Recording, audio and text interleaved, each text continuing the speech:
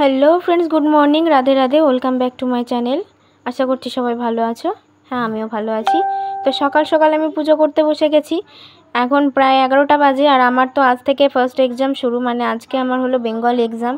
তো এক্সাম হচ্ছে 1:30টার সময়, তাও আমি সকাল সকাল স্নান পুজো করেই নিলাম, কারণ একচেটিয়া হয়ে থাকাই ভালো। তো এখানে আমার মা সমস্ত কিছু পরিষ্কার করছিল, কারণ আজকে আমার একদমই সময় নেই, আমি সারাদিনই পড়ছি। তো এক্সাম বলে মা আমাকে কোনো কাজই করতে দিচ্ছে না। তো মা এখানে বিছানার চাদরটা চেঞ্জ করে নিচ্ছিল, কারণ বিছানার চাদরটা অনেকটা নোংরা হয়ে গেছিলো। তো বিছানার চাদরটা কিন্তু চেঞ্জ করা হয়েও গেছে, একটা নতুন নতুন না, মানে একটা ভালো বেডশিট পাতা হয়ে গেল এখানে। তো এবার মা সমস্ত কিছু পরিষ্কার করে নেবে। মা আজকে এত কিছু করেছে, এত কাজ করেছে, তাই সকালবেলা মা হাঁপিয়ে হাঁপিয়ে যাচ্ছিলো কাজ করতে গিয়ে। কিন্তু আমি কিছু করেও উপায় ছিল না, কারণ আমার পরীক্ষা ছিল 1:30টা থেকে প্রায় 4টে পর্যন্ত, মানে 3টে অবধি পরীক্ষা ছিল। স্কুল থেকে আস্তে আস্তে 4টে বেজে গেছে। তো এই যে এখানে মা কিন্তু কাজগুলো করে নিচ্ছে, মার কিন্তু বিছানা তোলা হয়ে গেছে। তো মা সেটাই বলছিল যে দেখ কাজ করতে কত কষ্ট হয়। সত্যিই কষ্ট হয়, মা যেদিন থাকে না আমি একা একা কাজ করি, তো এই যে এখানে মায়ের কিন্তু চাদর পাতা পুরোপুরি হয়ে গেছে। তো নিচে দেখো এখনো ব্ল্যাঙ্কেট বালিশ টালিশ সবই পড়ে রয়েছে, এগুলো সব আজকে কাচাকুচি করবে মা। মানে বেড কভার, বালিশ কভার সবগুলোই মা কাচাকুচি করবে। মশারি, ঘরের মশারি সবই বার করে দেবে আজকে। আর আমাদের মশারি না একদম টিকসই হয় না, সব সময় ফুটো হয়ে যায়, ছিঁড়ে ছিঁড়ে চলে যায় আমাদের বাড়িতে। মানে আমাদের এলাকার মধ্যে মনে হয় আমাদের বাড়িতেই বেশি মশারি কেনা হয়, কিন্তু টেকসই আর হয় না। তো দেখো বিছানা ঝাড়াঝুড়ো হয়ে গেছে। আর বাবা সকালবেলা খেয়ে যেহেতু কাজে বেরোবে, তাই বাবা কিন্তু এখানে খেতে বসে পড়েছে। ডিমের ঝুরি ভাজা আর হচ্ছে রুটি। বাবা এখন প্রত্যেকদিন সকালবেলা রুটিই খায়। আর ওখানে বাবাকে মা শশা কেটে দিয়েছে, কারণ শশা খেতে বলেছে ডক্টরে। তো এই যে শশা বাবা তোমাদের দেখাচ্ছে, এটা যে শশাটা দেখো কীরকম, মানে এটা হলো দেশি শশা। দেশি শশা কিন্তু এখন খেতে বেশ ভালো লাগে। তো এই যে আজকে রান্না হবে মাছের ঝোল, যেহেতু আজকে আমার পরীক্ষা। তো আমি শুনেছি পরীক্ষার মধ্যে ডিম আলু এগুলো নাকি খেয়ে যেতে নেই, কারণ গোল্লা পাই। তো আমি মাকে বলেছিলাম খবরদার আমাকে ডিম আলু কিচ্ছু দিবা না, তাই মা আজকে মাছ নিয়েছে। আর এখানে আলু সেদ্ধটা গরম ছিল বলে খোসাটা ছাড়ানো হয়নি। আর আমি এখানে কিন্তু রেডি হয়ে গেছি ড্রেস পরে। এখন প্রায় 12:30টা বাজে, আমি দাদুর সাথে যাব স্কুলে। তো তাই দাদুকে বলছিলাম যে তুমি দাঁড়িয়েও, তোমার সাথে আমি স্কুলে যাব। তো আমি কিন্তু ড্রেস পরে সমস্ত কিছু পরে রেডি হয়ে গেছি। এখন আমি দাঁড়িয়েছিলাম, দাদু ঘর থেকে বেরোলেই আমিও বেরিয়ে যাব। ব্যাগের মধ্যে জাস্ট একটা পিসবোর্ড নিয়েছি, আর কিছু নিইনি। তো মা বলছিল চুলটা এইভাবে বাঁধা কেন, আমি বলছি চুলটা আমি ক্লাসরুমে গিয়ে ছেড়ে দেবো, চুলটা আমার ভেজা রয়েছে। তো গাইজ আজকে মা উপর ঘরে এসে আমার গোটা উপর ঘরটা পরিষ্কার করে রেখেছে। আমি যদি বাড়িতে থাকতাম এত কাজ মাকে আমি একা কোনোভাবেই করতে দিতাম না। আজকে আমি বাড়িতে নেই, প্লাস মা সুযোগ পেয়েছে তাই সমস্ত কাজ একা করেছে, কষ্ট পেলেও করেছে। তো উপর ঘরটা দেখে মনে হচ্ছে পুরো এক মানুষ, মানে ধুলো, এত পরিমাণে ধুলো জমেছে কি বলবো। মানে উপর ঘরে তো অনেক দিন আসা হয়নি, তো তার জন্য উপর ঘরটাতে থাকাও হয় না সেরকম। আর আগে পড়তে বসতাম, বাট এখন তো পড়াশোনাটাও নিচে করি, তাই উপর ঘরে সেইভাবে মানে আসাই হয় না বলতে পারো। তাই উপর ঘরটা বেশ ধুলো ধুলো হয়ে গেছে, মাকড়সার জালও হয়েছে একটু একটু। তো তার জন্য মা ভাবলো যে উপর ঘরে এবার থাকার ব্যবস্থা করতে হবে। তাই মা আজকে সমস্ত কিছু উপর ঘরটা ঝেড়ে ঝুড়ে ক্লিন করে রেখেছে, এমনকি ছাদও পরিষ্কার করেছে। তো এই যে ঘরটাতে তালা মারা ছিল, মা সে তালাটা খুললো। এবং তোমরা ঘরের অবস্থা দেখো, এই যে বিছানাটা দেখেছো কীরকম ধুলো ধুলো হয়ে আছে।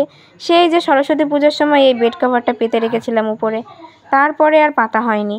তো এই যে উপর ঘরে পেঁয়াজ ছড়ানো রয়েছে, পেঁয়াজ কিনে রাখা হয়েছে তাই। আর এই যে উপর ঘরে আমার সেই শোকেস, এই যে আমার বইপত্র, এখানে কিন্তু আমার অনেক ক্লাস আগের বই আছে, মানে 5, 6, 7, 8, 9 5 বছরের বইপত্র আছে এখানে। 5 বছরের বই খাতা সব এই আলমারিতে রাখা আছে। আর এই যে এগুলো সব আমার হাতের কাজ, আমি বানিয়ে বানিয়ে রাখি। আর এই যে নিচের ঘরে তো টাঙাতে পারি না, উপর ঘরে টাঙিয়ে রাখি। সো গাইজ দেখো আমার মা উপর ঘরের লুকটাই পাল্টে দিয়েছে।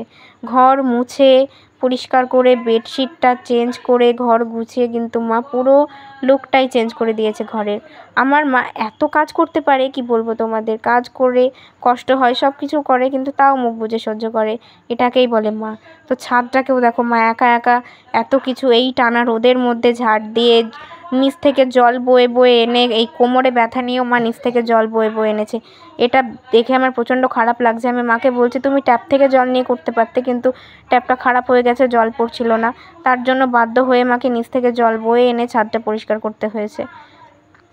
তো গাইজ মা এবার স্নান টান করে খেতে বসে পড়েছে, বাবাও বসে পড়েছে, বাবা মা একসাথেই বসে পড়েছে। তো এই যে এখন তো তোমরা বুঝতেই পারছো প্রত্যেক দিন নিম বেগুন খেতে বলেছে ডাক্তারে, যেহেতু বাবার সুগার ধরা পড়েছে। তো নিম বেগুনটা বাবার খাদ্যের তালিকায় প্রত্যেক দিনই থাকবে, তো তাই নিম বেগুন করা হয়েছে। মানে তেতো খাবারটাই বাবাকে বেশি পরিমাণে খেতে বলেছে। তো এত রোগবাগ মানুষের দেখা দিচ্ছে কি বলবো তোমাদের বন্ধুরা, টিকে থাকা যাচ্ছে না, প্রচণ্ড ভয় লাগছে আমারও।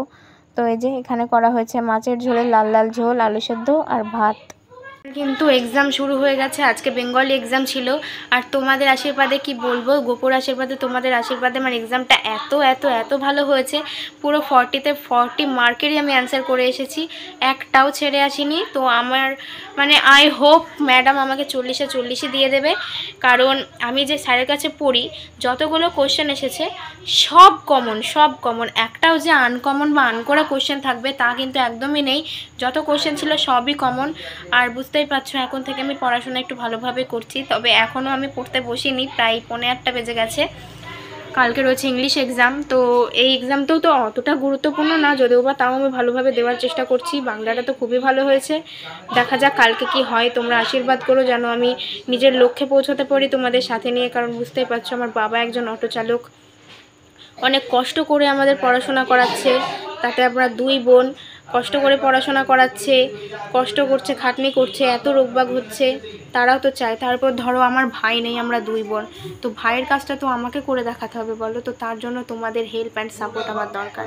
তো তোমরা আমাকে সাপোর্ট করো বন্ধুরা। আমি জানি আমি অনেক ভুলভাল করছি ভিডিওতে নতুন বলে, কিন্তু তোমরা আমাকে সেটা কমেন্টে জানিয়ে কোনটা সঠিক সেটা আমাকে দেখাও, সঠিক পথের দিশা তোমরাই আমাকে দেখাতে পারবে। আর আমি চাই তোমাদের সাথে নিয়ে এগোতে, তো তোমাদের অনেক আশীর্বাদ এবং দোয়া চাই। তো তোমরা সবাই আমাকে আশীর্বাদ করো বন্ধুরা, যেন তোমাদের সাথে নিয়ে আমি আমার নিজের লক্ষ্যে পৌঁছতে পারি, নিজের পায়ে দাঁড়াতে পারি, বাবা মার এই কষ্ট দূর করতে পারি। তো চলো বন্ধুরা, আজকের ভিডিও এখানেই শেষ করছি। কালকে রয়েছে ইংলিশ এক্সাম, দেখা হচ্ছে কালকে অন্য একটা ভিডিওতে। সবাই ভালো থেকো, সুস্থ থেকো, সাবধানে থেকো, এবং ভিডিওটা ভালো লাগলে একটা লাইক এবং শেয়ার করে যেও। টাটা।